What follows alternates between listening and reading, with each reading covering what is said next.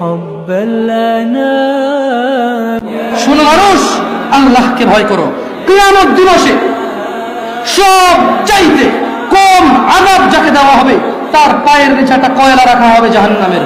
তার মস্তিষ্ক টকবক টকবক করে জ্বলবে, তার মস্তিষ্ক টকবক টকবক করে জ্বলবে।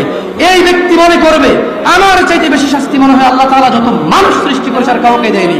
অথচ আল্লাহ সুবহানাহু ওয়া তাআলা, রাসূল সাল্লাল্লাহু আলাইহি সাল্লাম বলেছেন, এর চাইতে নিম্নমানের শাস্তি আর কাউকে দেওয়া হবে না, যার পায়ের নিচে শুধু একটা কয়লা রাখা হবে, তার মস্তিষ্ক টকবক টকবক করে জ্বলবে।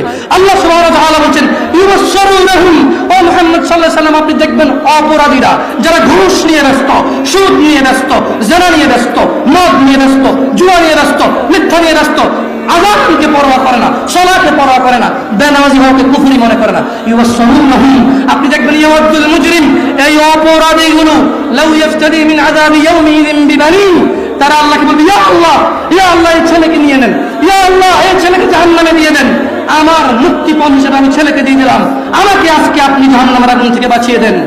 ওয়াসাহিবাতিহি ওয়া আখি, অপরাধী অপরাধ করে মৃত্যুবরণ করিও না মুসলিম।